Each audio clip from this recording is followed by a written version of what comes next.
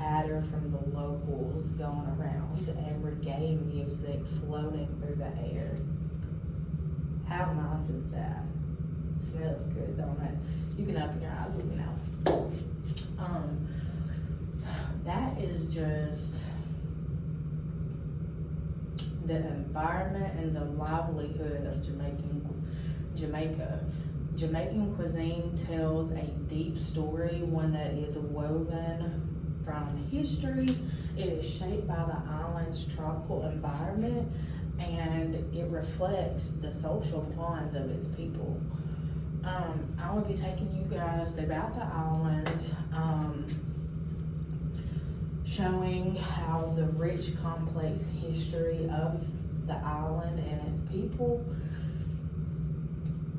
the cuisine, and the lively social traditions that tie communities together in this on this land. I will also be explaining how the cuisine itself is shaped by the history, how it serves as cultural symbols and acts as a form of communication. Jamaican history is very complex, and that's what we're going to start out with. According to the Embassy of Jamaica, the first Jamaicans were the Taino Indians that migrated to this land around 600 AD, and they spoke the Arawak language.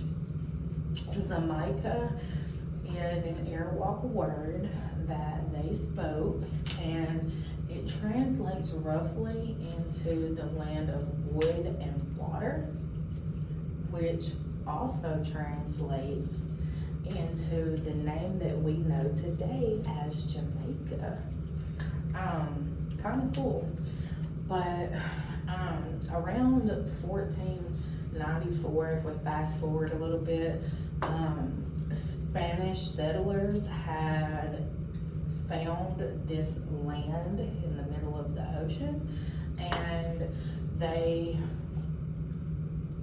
pretty much captivated the island and the people, and they started to enslave the Tainos, making them work for them. And it almost nearly wiped out the whole indigenous population that was there. Eventually, they also began in the Atlantic slave trade and started importing slaves from West Africa. Eventually, the British had invaded the land and captured it from the Spanish, and this enslavement of Tainos and West Africans still went on. They were treated very poorly, as I'm sure you can imagine, but despite the cruelty and injustices that they faced, they remained resilient and resistant, and it is shown through the foods that we all know and love that are from the Jamaican culture today. So,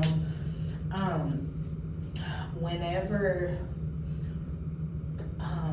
the people were enslaved, they would, when they could, flee from their captors, and they would flee into the mountains and would have to live off the land. And so as slaves began to flee and run from the captors, they formed the Maroons. And this is when the integration of cultures started to happen. So the Tainos introduced the jerk cooking method to the West Africans, and the West Africans influenced the Tainos with their spices and their own cooking methods as well. according to Thrash, Jamaican culture is a rich, diverse melting pot of cultures. So far, we have listed the Tianos, the indigenous, the West Africans that were brought over during the slave trade, the Spanish, the British, and there's even more. But we'll stop right there because Jamaica is formed throughout all of these cultures, and the food reflects that.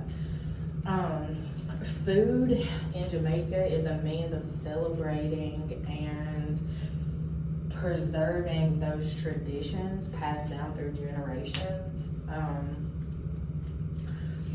The indigenous Tianos, the jerk method that they introduced was smoking meats over pimento wood and leaves. And then the West Africans also introduced rice and peas and their own unique spice blends that makes up the jerk chicken and the key and saltfish and the rice and peas that we all know and love today. Sharing meals during festivals also is another way. It strengthens the social bonds and reinforces cultural identities. These meals connect generations, they tell stories, they tell stories of resilience, resistance, perseverance, and it ties the communities together as well.